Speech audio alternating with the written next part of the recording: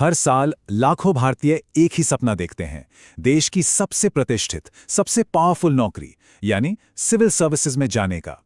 पर इस सपने तक पहुंचने का रास्ता क्या है? आज हम संघ लोक सेवा आयोग यानी यूपीएससी की सिविल सेवा परीक्षा की हर एक परत को खोलकर समझेंगे।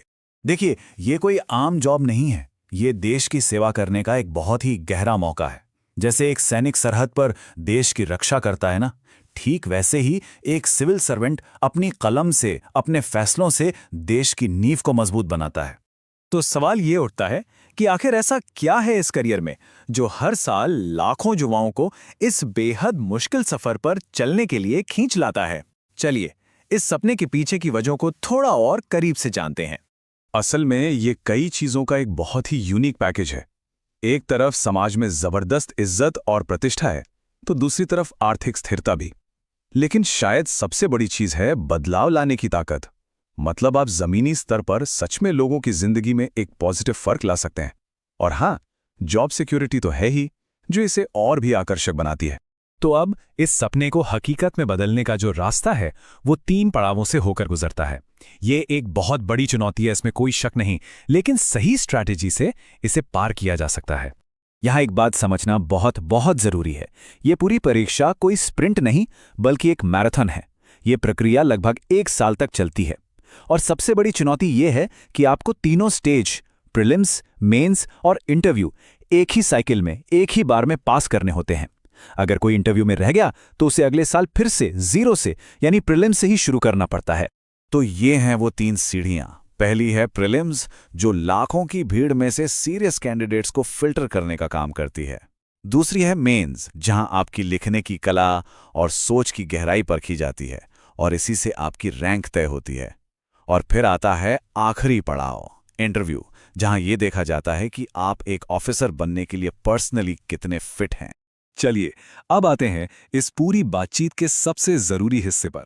आइए परीक्षा के हर एक चरण के पैटर्न को बिल्कुल बारीकी से समझते हैं। प्रीलिम्स और मेंस में जमीन आसमान का फर्क है। प्रीलिम्स एक तरह का क्वालिफाइंग टेस्ट है जिसमें मल्टीपल चॉइस सवाल होते हैं। इसके नंबर आपकी फाइनल मेरिट लिस्ट में नहीं जुड़ते। इसका बस एक ही काम है, मेंस के लिए उम्मीदवारों की छटनी करना। वहीं दूसरी तरफ मेंस पूरी तरह से लिखित यानी डिस्क्रिप्टिव होता है और असली खेल यहीं होता है। आपकी फाइनल रैंक मेंस के नंबरों पर ही टिकी होती है। प्रीलिम्स में 2 पेपर होते हैं, पहला जनरल स्टडीज और दूसरा सीसैट। अब जो सीसैट पेपर है वो सिर्फ क्वालिफाइंग है, मतलब उसमें आपको बस 33% नंबर लाने हैं। मेरिट बनती है जनरल स्टडीज पेपर 1 के आधार पर, लेकिन वो भी सिर्फ मेंस में एंट्री के लिए। और एक बात का खास ध्यान रखना होता है कि इसमें 1/3 की नेगेटिव मार्किंग भी है। तो जैसे ही आप प्रीलिम्स का गेट पार करते हैं, आप पहुंचते हैं मेंस के मैदान में। और यहां आपको देने होते हैं कुल 9 पेपर। जी हां, आपने सही सुना, पूरे 9 पेपर। अब इन 9 पेपर्स में से 2 भाषा के पेपर होते हैं, एक कोई भी भारतीय भाषा और दूसरा इंग्लिश। ये दोनों सिर्फ क्वालिफाइंग होते हैं, इनके नंबर नहीं जुड़ते। आपकी रैंक बनती है बाकी के 7 पेपर्स के आधार पर। इन 7 में एक होता है निबंध का पेपर, 4 होते हैं जनरल स्टडीज के पेपर और 2 पेपर होते हैं आपके चुने हुए ऑप्शनल सब्जेक्ट के। ये जो 7 पेपर हैं जिनसे रैंक तय होती है, इनमें से हर पेपर 250 नंबर का होता है। तो इस तरह से मेंस के लिखित एग्जाम का टोटल हो जाता है 1750 नंबर। यही वो स्कोर है जो आपकी सफलता का सबसे बड़ा आधार बनता है।